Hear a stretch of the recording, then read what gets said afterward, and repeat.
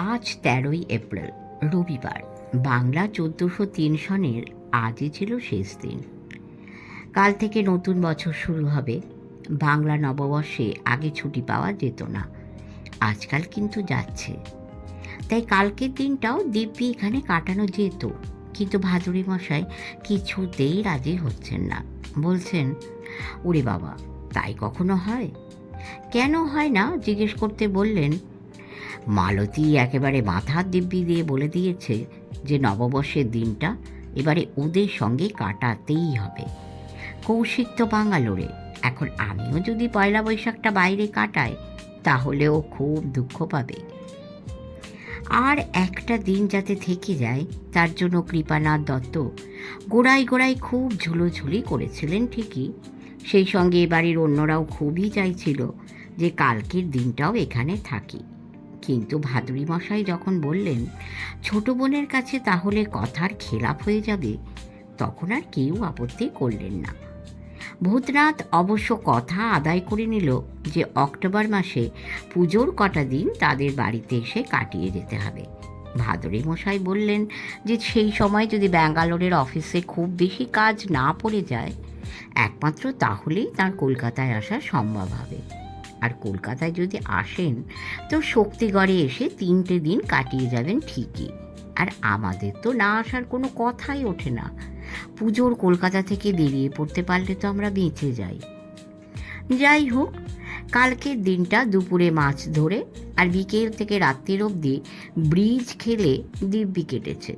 আর আজকের দিনটার কথা তো ভোলা যাবে না। দিনটা ছিল উত্তেজনায় ঠাসা। বিকেলে খেলার মাঠে, যা কিনা একেবারে চরমে উঠে যায়। কৃপানাথ দত্ত টুর্নামেন্ট কমিটির প্রেসিডেন্ট। প্রথম থেকেই তিনি ভয়ে ভয়ে ছিলেন যে একটা হাঙ্গামা হয়তো বেঁধে যেতে পারে, আর যদি তা বাঁধে তো সেটা নেহাত খেলার মাঠেই আটকে থাকবে না। পোড়াবাজার টিমের সঙ্গে যে 3টে বাস ভর্তি করে তাদের শখানেক সাপোর্টারও খেলার মাঠে এসে পৌঁছেছে, এই খবর শুনে ভয়টা আরও বেড়ে যায়। তিনি অবশ্য কাল বিকেলে নিজে থানায় গিয়ে দারোগাবাবুকে বলে এসেছেন যে খেলার মাঠে তাকে উপস্থিত থাকতে হবেই। আর দারোগাবাবুও তাকে অভয় দিয়ে বলেছেন, ঘাবড়াবার কিছু নেই। পোড়াবাজার থেকে যারা আসছে তারা যদি কিছু মাত্র গোলমাল করে তাহলে প্রথমে তিনি মাইল্ড লাঠিচার্জ করবেন, আর তাতে যদি কোনো কাজ না হয় তো ফায়ারিংয়ের অর্ডার দিতেও বিন্দুমাত্র দ্বিধা করবেন না। কিন্তু কৃপানাথের মুখ দেখে মনে হচ্ছিল দরকার হলে দনার্দন গুলি চালাবো মশাই। দারোগাবাবুর এই কথা শুনে আশ্বস্ত বোধ করবেন কি, তিনি আরও নার্ভাস হয়ে পড়েছেন। খেলা শুরু হবার কথা কাঁটায় কাঁটায় ঠিক 3টের সময়, কিন্তু শুরু হতে বেশ কিছুটা দেরি হয়ে গেল। কেননা তার আগে স্থানীয় স্কুলের প্রাইমারি সেকশনের বাচ্চা বাচ্চা ছেলেমেয়েরা ব্যান্ড বাজাতে বাজাতে মাঠ প্রদক্ষিণ করেছে। এসডিও সাহেব আজকের অনুষ্ঠানের বিশেষ অতিথি। জাতি গঠনে খেলাধুলোর গুরুত্ব ও খেলার মাঠে শান্তি রক্ষার প্রয়োজনীয়তা কতখানি সেটা ব্যাখ্যা করে তিনি বেশ ওজনদার একটি বক্তৃতা দিয়েছেন।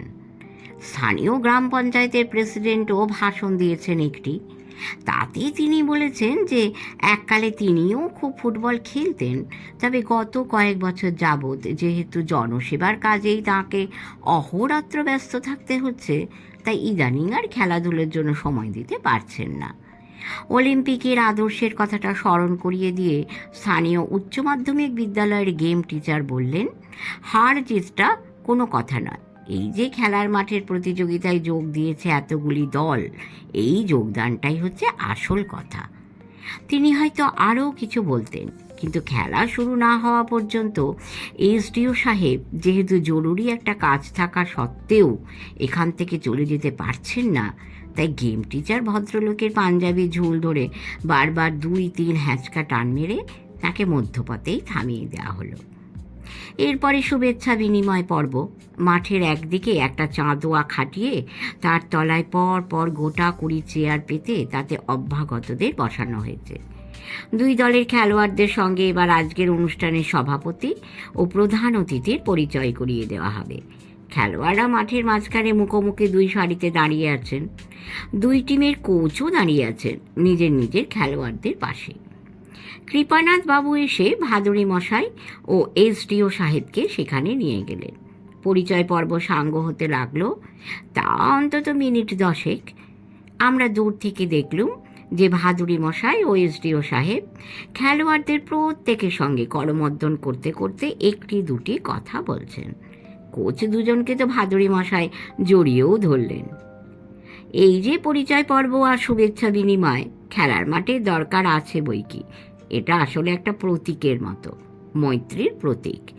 যেন এই প্রতীকের মাধ্যমেই বলে দেওয়া হচ্ছে যে এখন আমরা পরস্পরের প্রতিদ্বন্দ্বী ঠিকই, কিন্তু আসলে আমরা সবাই পরস্পরের বন্ধু। তাই দয়া করে কেউ যেন কোনো গণ্ডগোল করো না, খেলাটাকে নির্বিঘ্নে শেষ হতে দাও।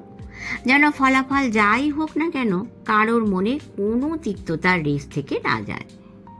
শুভেচ্ছা বিনিময়ের এই পর্বের সঙ্গে যেমন খেলোয়াড়দের তেমন দু দলের কোচকেও যে জড়িয়ে দেওয়া হলো, এর পিছনে কার মাথা কাজ করেছে জানি না, তবে যার মাথায় কাজ করে থাক সেটা যে পাকা মাথা তাতে সন্দেহ নেই।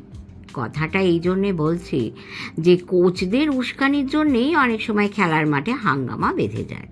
খেলা যখন চলছে তখন মাঠের ধারে বসে এমনভাবে তাদের অনেকে গলা ফাটিয়ে খেলোয়াড়দের তাতাতে থাকেন যে তাতেই বেড়ে যায় উত্তেজনা।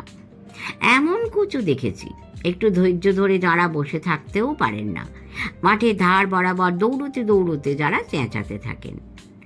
মনে হলো খেলা শুরু হবার আগে ভাদুড়ি মশাই ওই যে দুই টিমের দুই কোচকে অত আদর করে বুকে জড়িয়ে ধরলেন, এতেও শান্তি রক্ষার কাজ হবে কিছুটা।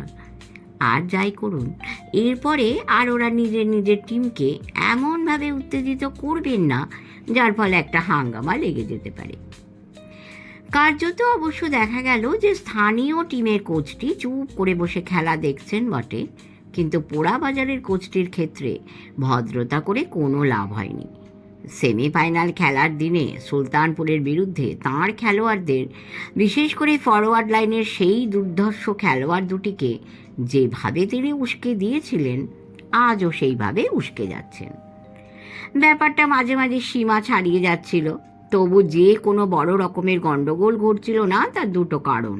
প্রথমত, মাখন শিকদার সত্যি বেশ কড়া মেজাজের রেফারি। খেলা শুরু হবার 5 মিনিটের মধ্যেই দেখলুম পিছন থেকে বিপজ্জনকভাবে ট্যাকল করার জন্য দু দলের দুজন খেলোয়াড়কে তিনি হলুদ কার্ড দেখিয়ে দিলেন।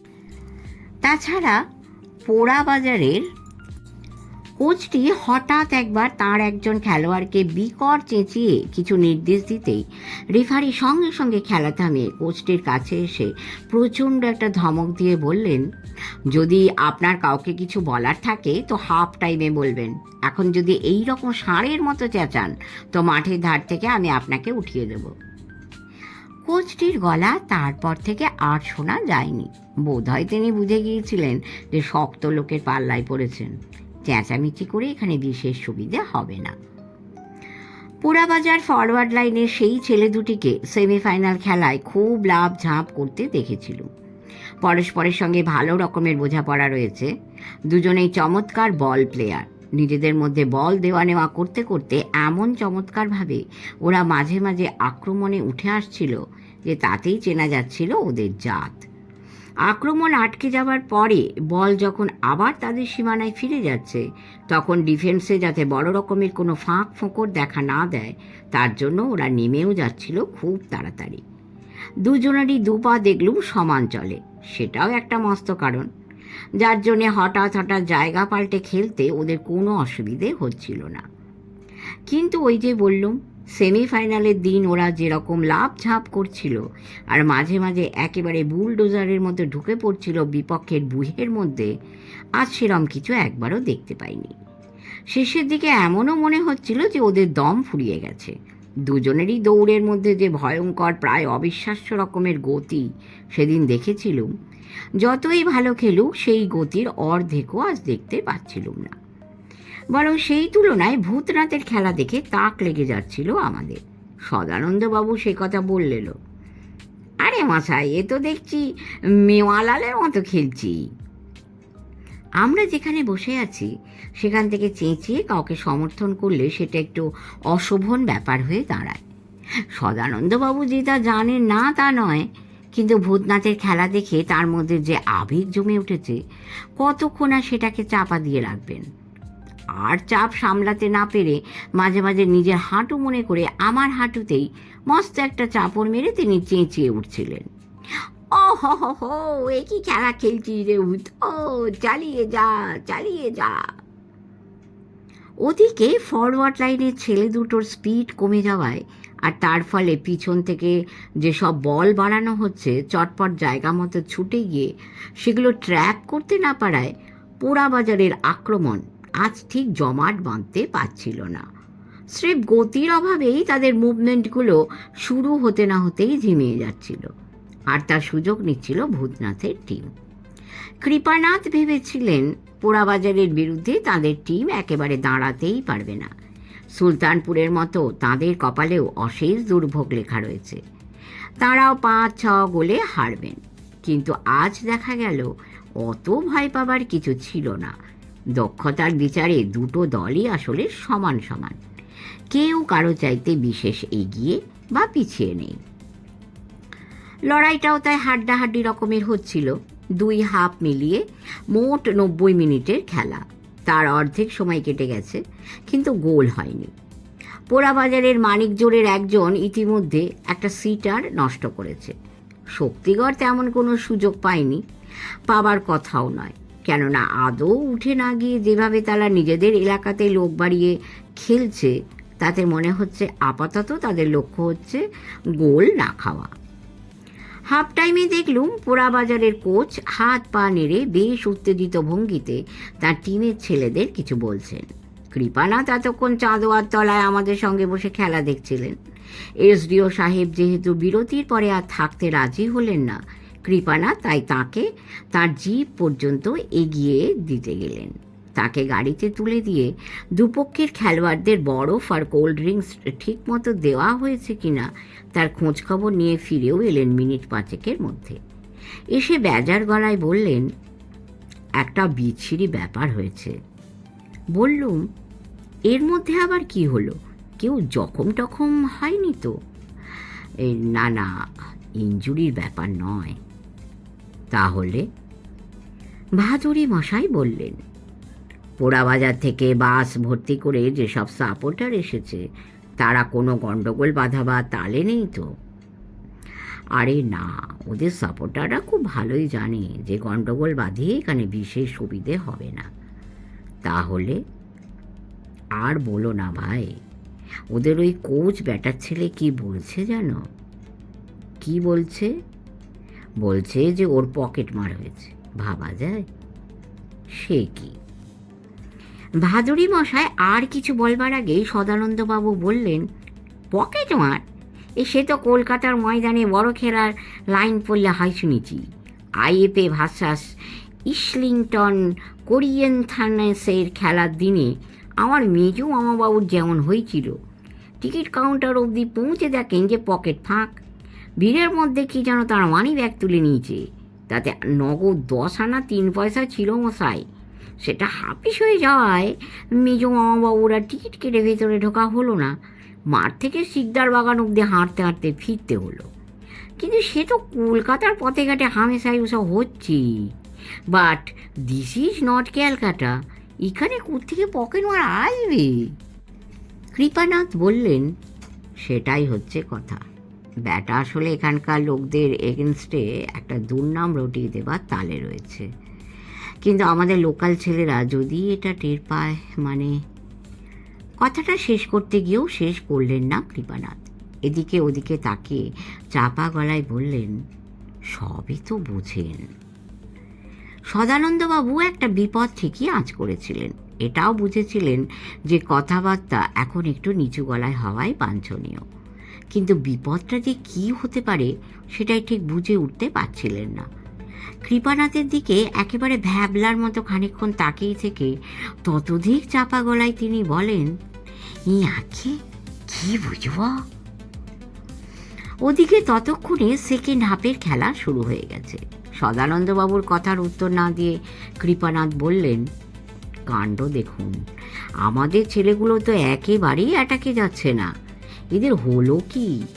কোথায় এদের এরিয়া দখল নিবি তা নয়, গুটিয়ে গিয়ে নিজেদের এরিয়ার মধ্যেই জট পাকিয়ে ঘুরছে। ভাদুড়ি মশাই বললেন, এটা হয়তো ইচ্ছে করেই করছে। কেন কেন ইচ্ছে করে করছে কেন? ওরা আইন পোড়াবাজার, যেমন ওদের গোল এরিয়ায় এসে হানা দিচ্ছে, তেমনি এদেরও তো ওদের এরিয়ায় গিয়ে হামলা করা উচিত।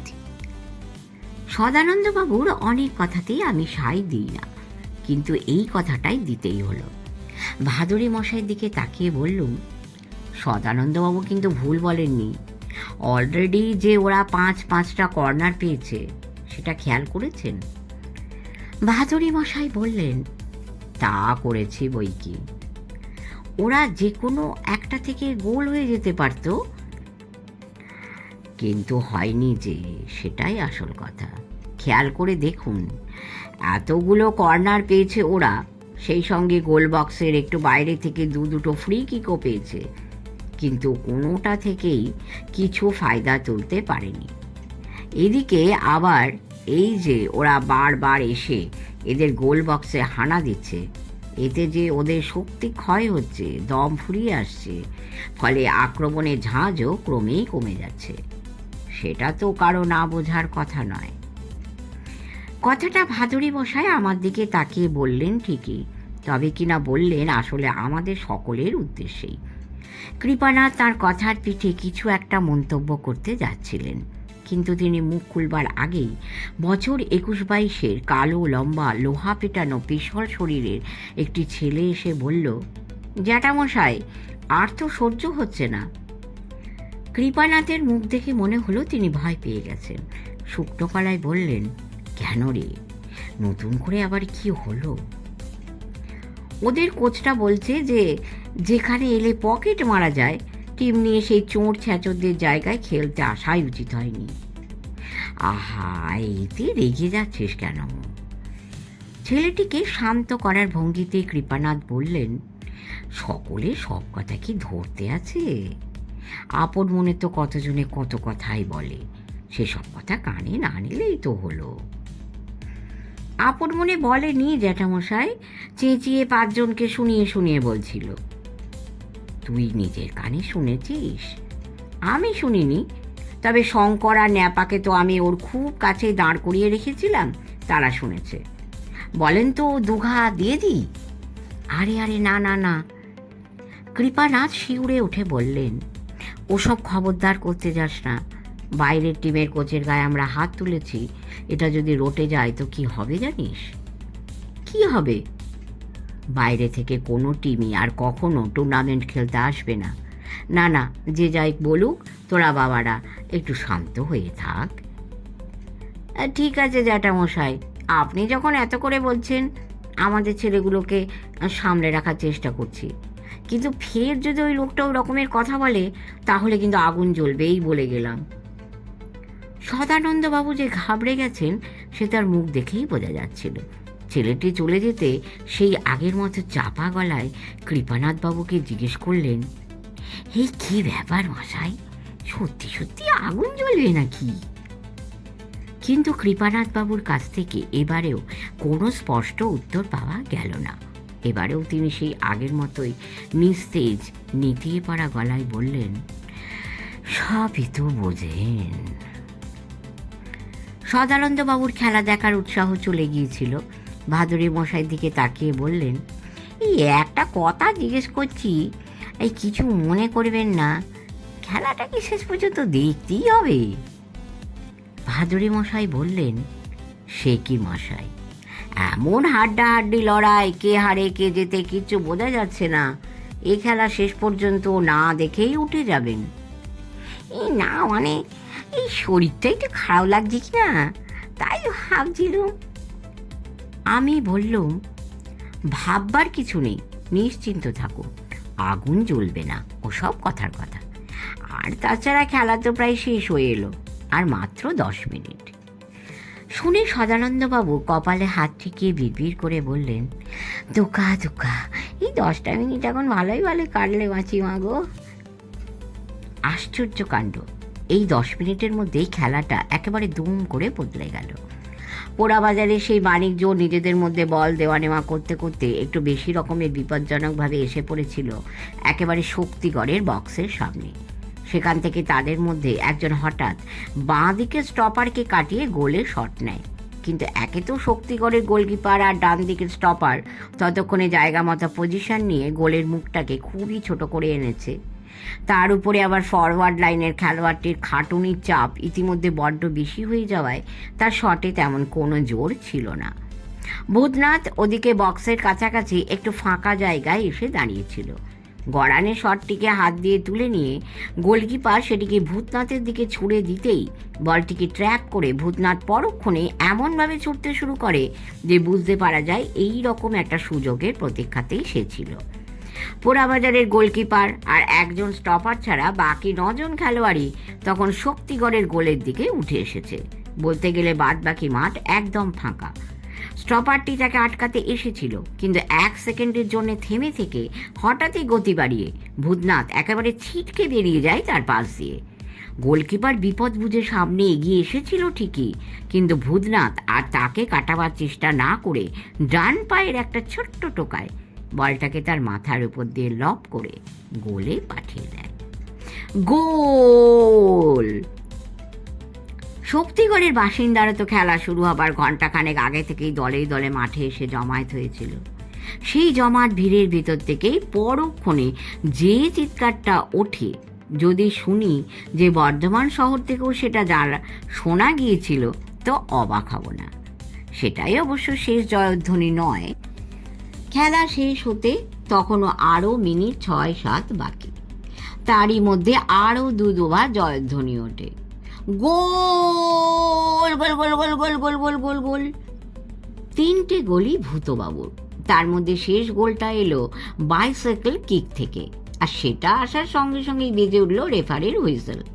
একবার নয়, দুবার। একটা বাঁশি গোলে, অন্যটা খেলা শেষে। খেলা শেষ, কিন্তু উত্তেজনা শেষ নয়। শক্তিগড়ের বাসিন্দারা তারও স্বরে চেঁচাচ্ছেন। জনা কয়েক খেলোয়াড় ভূতকে কাঁধে তুলে নিয়ে ঘুরছে, কৃপানাথে চোখ দিয়ে জল গড়াচ্ছে, আর পোড়াবাজারের কোচটি তারই মধ্যে চেঁচিয়ে কিছু একটা বলার চেষ্টা করছে। কিন্তু সেটা যে কি, চারপাশে তুমুল হট্টগোলের মধ্যে কথাগুলো চাপা পড়ে যাওয়ায় তা আর কেউ বুঝে উঠতে পারছে না। সদানন্দবাবুর ভয় কেটে গিয়েছিল। উত্তেজনায় তিনি টকবক করে ফুটছিলেন। ভূতনাথের খেলা দেখে তিনি এতই মুগ্ধ যে পুরস্কার বিতরণের সময় তার নামে একটা মেডেল ডিক্লেয়ার করে দিলেন। বললেন, এই কলকাতায় গিয়ে আমাদের শ্যাগড়াকে দিয়ে রূপোর মেডেল আনিয়ে ভূতবাবুর নাম খোদাই করে সামনের হপ্তায় পাঠিয়ে দেবো। মারা যাবার পরে সবাই যেমন সাধনোচিত ধামে প্রয়াণ করে, পুরস্কার বিতরণী সভাতেও সভাপতিরা তেমন সময়োচিত বক্তৃতা দেন। মাদুরী মশাই একটি সময়োচিত বক্তৃতা দিলেন।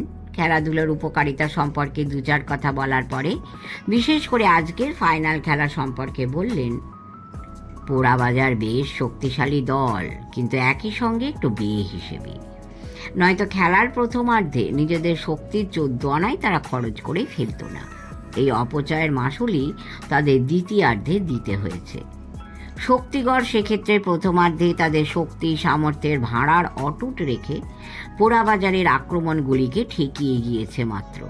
দ্বিতীয়ার্ধেরও অনেকটা সময় তারা আক্রমণে ওঠেনি, উঠেছে একেবারে শেষ সময়, যখন সেই আক্রমণ ঠেকাবার মতো সামর্থ্য আর পোড়াবাজারে ছিল না। খেলার সঙ্গে যুদ্ধের তুলনা টেনে বলা যায় এও আসলে এক ধরনের ওয়ার অফ অ্যাট্রিশন। নিজের পুঁজি যতটা পারা যায় অটুট রেখে শত্রুর পুঁজিকে শেষ করে আনা। শক্তিগড়ের এই যে কৌশল, এটাই তাদের সাফল্য এনে দিয়েছে। খেলার ফলাফল সম্পর্কে ভাদুরী মশাইয়ের এই যে ব্যাখ্যা, এটা নিয়ে যে আমার মনে কোনো দ্বন্দ্ব ছিল তা নয়, কিন্তু এখন আর এ নিয়ে কিছু বললুম না। কথাটা তুললুম ঘণ্টা কয়েক বাদে, রাত্রির খাওয়া দাওয়ার পাট চুকে যাবার পর। রেফারি শেষ হুইসেল বাজার পরে মাঠের মধ্যে যে জয়োল্লাসের সূচনা হয় তার জের তখনও পুরোপুরি মেটেনি। ভূতনাথের গলায় যে গণ্ডা 10 পুষ্পমাল্য পরানো হয়েছে তাতেই তার একেবারে ঢাকা পড়ে যাওয়ার জোগাড়। সেই অবস্থায় একটা লরির উপরে বসিয়ে ভূতনাথ সমেত গোটা টিম নিয়ে সারা তল্লাট জুড়ে ঘোরা হয়েছে। হঠাৎ যে সেই লরিতে কেন সদানন্দবাবুকে তুলে দেওয়া হয়েছিল ঈশ্বরই জানেন।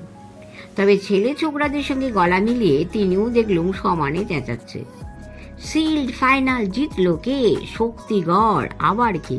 শিল্ড ফাইনাল জিতলো কে? শক্তিগড়। আবার কি? বার কয়েক পাড়া প্রদক্ষিণ করে ছেলে ছোকরার দল দত্তবাড়ির সামনে এসে জমায়েত হবার পরে তাদের মধ্যে ল্যাংচা বিতরণের পর্বও শেষ হয়েছে।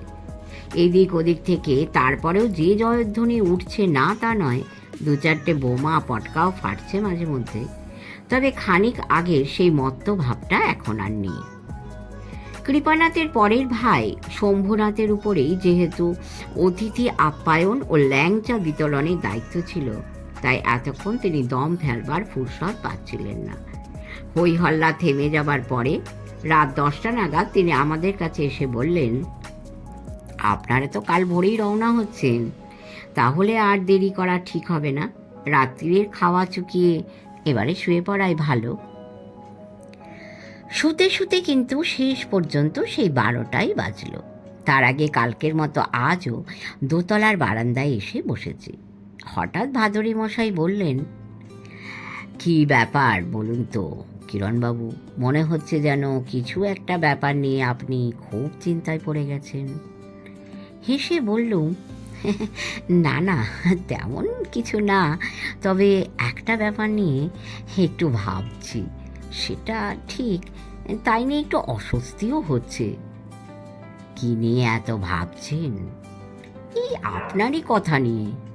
মাঠে আপনার বক্তৃতায় আপনি বললেন যে পোড়াবাজার টিমের তাবৎ শক্তি খেলার ফার্স্ট হাফেই শেষ হয়ে গিয়েছিল, তাই শেষ দিকে আর তারা কিছু করে উঠতে পারেনি।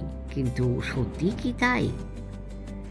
তাছাড়া আর কি, সেকেন্ড হাফের শেষ দিকে তো সেজন্যই ওরা শক্তিগড়ের ফরওয়ার্ড লাইনকে আটকাতে পারল না, ভীষণ হাঁপসে গেছিল যে।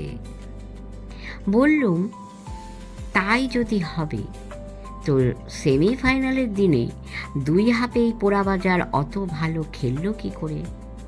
90 মিনিটের খেলা, তার প্রথম থেকে শেষ মিনিট পর্যন্ত ওরা একই রকম স্পিডে একই রকম দাপটের সঙ্গে সেদিন খেলেছে। বিশেষ করে ওই মানিকজোড়।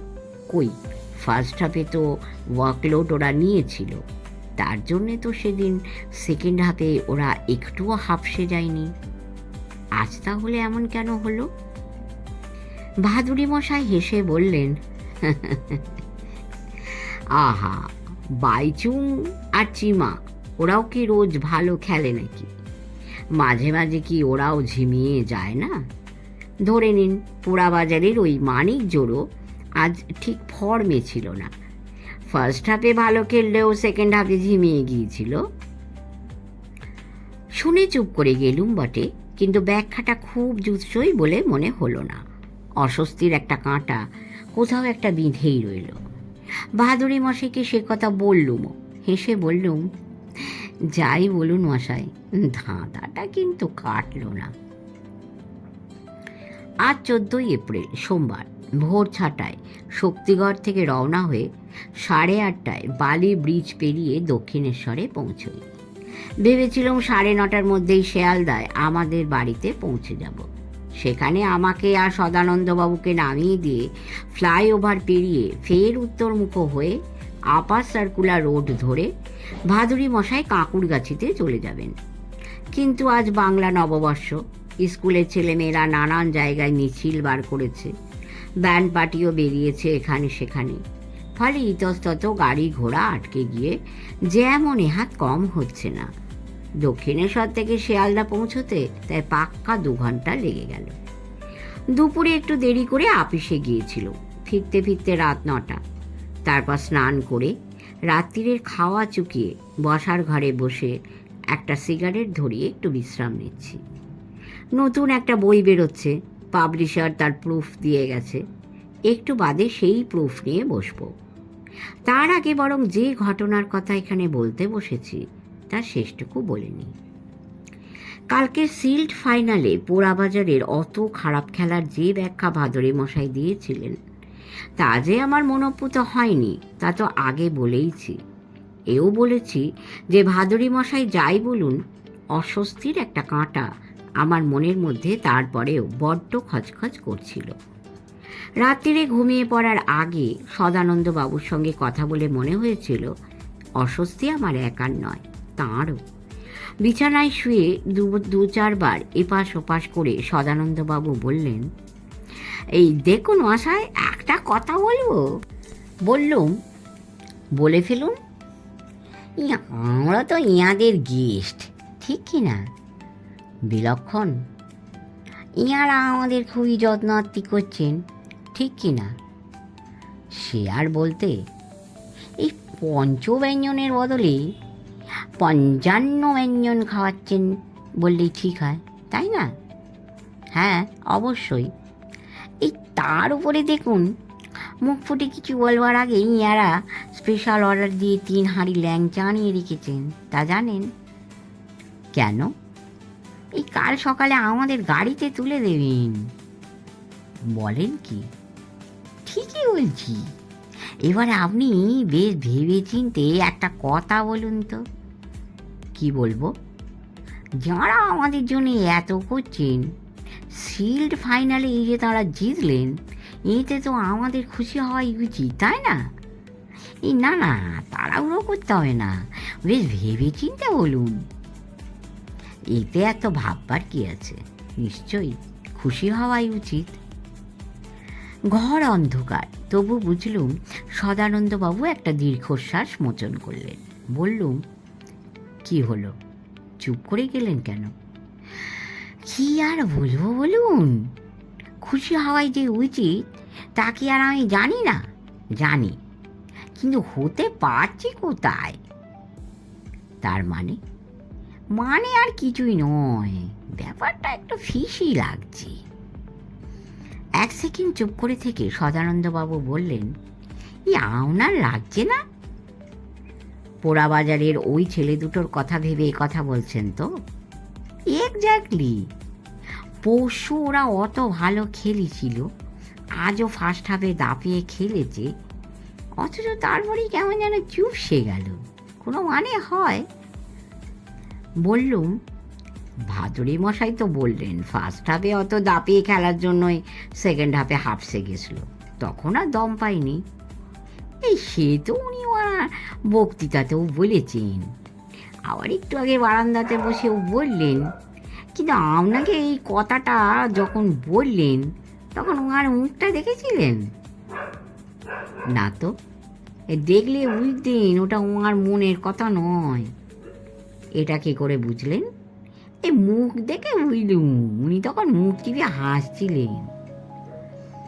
অস্বস্তি তো একটা ছিলই, সদানন্দবাবুর কথা শুনে সেটা আরও বেড়ে গেল।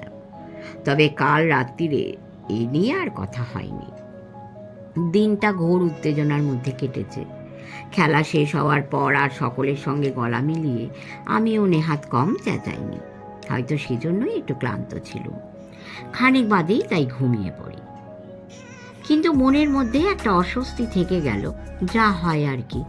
ঘুমটা বিশেষ সুবিধের হলো না। আজ খুব ভোরে ঘুম থেকে উঠেছি। স্রেফ চা বিস্কুট খেয়ে কাঁটায় কাঁটায় ৬টায় আমরা দত্তবাড়ি থেকে বেরিয়ে পড়ি। শক্তিগড়ে আসার পথে কলকাতা থেকে মগরা পর্যন্ত আমি গাড়ি চালিয়ে এসেছিলাম।